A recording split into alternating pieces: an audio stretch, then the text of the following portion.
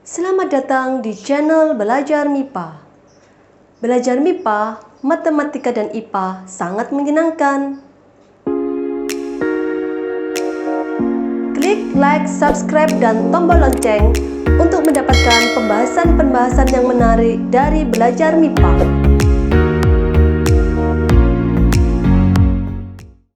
Assalamualaikum warahmatullahi wabarakatuh. Berjumpa lagi kita di kelas matematika. Pada kesempatan kali ini, kita masih mempelajari matematika kelas 4 di bab operasi hitung bilangan cacah. Pada video kali ini, kakak akan membahas mengenai operasi hitung campuran. Apa sih operasi hitung campuran itu? Baiklah adik-adik, mari kita mulai mempelajarinya. Alhamdulillah, kita sudah memasuki materi yang terakhir di bab operasi hitung bilangan cacah. Di sini kita mempelajari operasi hitung campuran. Kenapa dikatakan hitung campuran ya? Karena pada penyelesaian operasi hitung campuran ini kita akan menyelesaikan perhitungan dari berbagai jenis operasi hitung, yaitu dari ada pengurangan, ada pembagian, penjumlahan, dan perkalian. Kita dalam menyelesaikan soal operasi hitung campuran, kita tidak boleh serta-merta melakukan proses dari kiri. Itu tidak, karena pada operasi hitung campuran itu ada beberapa ketentuannya. Yang pertama, nih, untuk operasi hitung yang di dalam tanda kurung itu harus terlebih dahulu dikerjakan. Yang kedua, pembagian dan perkalian dikerjakan terlebih dahulu daripada penjumlahan dan pengurangan. Ketentuan yang ketiga yaitu jika setingkat itu akan dikerjakan urut dari yang kiri. Setingkat itu apa ya maksudnya? Setingkat itu adalah operasi penjumlahan dan pengurangan, itu setingkat. Kemudian pembagian dan perkalian itu juga setingkat. Oke, kalau begitu adik-adik, kita langsung ke penyelesaian ketiga soal ini. Supaya kita bisa tahu mengerjakan operasi hitung campuran dengan memperhatikan ketentuan. Oke, kita mulai dengan contoh soal yang pertama ya. Di sini ada soal seperti ini. 25 dikurangi 16 dibagi 4 ditambah 8 dikali 5. Di sini sudah ada operasi hitung yang dalam tanda kurung. Artinya ini dikerjakan terlebih dahulu, ya kan? Kemudian ini ada 25 dikurangi hasilnya ini berapa nanti, iya kan? Ditambah 8 dikali 5. Kita tidak boleh nanti 25 dikurangi hasil ini ditambah 8 kemudian hasilnya dikali 5. Itu salah. Kita masuk ke ketentuan yang kedua yaitu pembagian dan perkalian dikerjakan terlebih dahulu. Jadi seperti ini ya penyelesaiannya. 25 dikurangi 16 bagi 4 ditambah 8 kali 5 sama dengan, kita tulis sama dengan di sini ya, 25 dikurangi, iya kan? 16 dibagi 4, hasilnya berapa? Hasilnya adalah 4. Iya kan? Terus dijumlahkan. Ini ada penjumlahan, ada perkalian. Sehingga kita harus mengerjakan yang perkaliannya terlebih dahulu. Bagaimana caranya? Penjumlahan tetap kita tulis tanda penjumlahan ini, kemudian kita jumlahkan, bukan dijumlah 8 kali 5, bukan, tapi kita jumlahkan dengan hasil perkalian 8 kali 5. Jadi kita bisa loh nambah tanda kurung sendiri untuk mempermudah kita sendiri ya. Jadi 8 kali 5 hasilnya 40. Tulis 40 di sini. Jadi bukan ditambah 8 dikali 5 itu bukan, tapi ditambah 40 hasil dari perkalian 8 kali 5. Lanjut ya. sama dengan, nah di sini kita sudah tahu kan operasi hitungnya ada pengurangan dan penjumlahan, ini setara.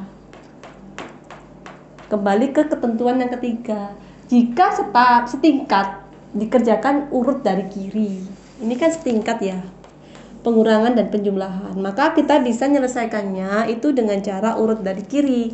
25 dikurangi 4 ada berapa? Ada 21. 21 ditambah 40. Ini kan 25 dikurangi 4, 21 ditambah 40, kita tulis lagi 40 di sini. Sehingga hasilnya adalah 61. Mudah ya adik-adik, kita harus mengikuti ketentuan ini. Jadi hasil dari 25 dikurangi 16 dibagi 4 ditambah 8 kali 5 hasilnya adalah 61. Kita ke contoh soal yang kedua.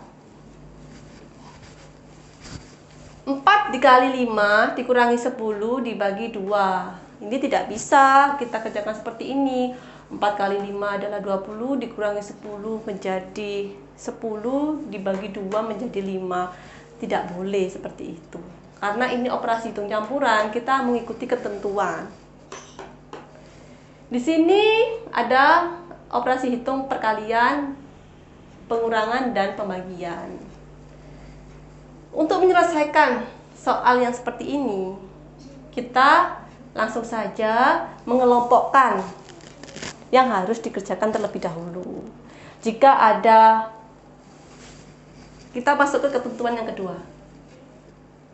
Pembagian dan perkalian dikerjakan terlebih dahulu dari penjumlahan dan pengurangan. Sehingga coba kita tulis ulang di sini ya. 4 kali 5 dikurangi 10 dibagi 2.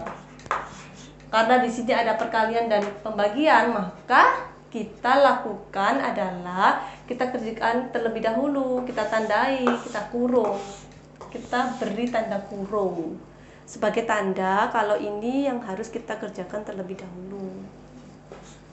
4 kali 5 20 dikurangi, ya kan, 10 dibagi 2 adalah 5. Hasilnya 20 dikurangi 5 hasilnya 15. Seperti ini caranya. Adik-adik itu harus mengikuti ketentuan yang ada. Seperti itu.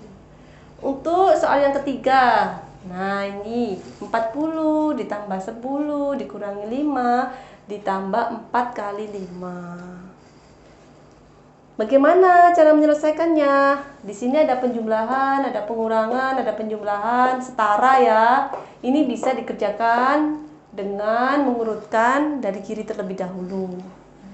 Tetapi di sini ada perkalian, sehingga perkalian ini kita kerjakan terlebih dahulu. Untuk mempermudah proses, kita beri saja tanda kurung yang artinya kita kerjakan terlebih dahulu. Misal ya di sini ya. 40 ditambah 10 dikurangi 5 ditambah 4 kali 5 hasilnya 20. Sehingga nah ini sudah mudah ini.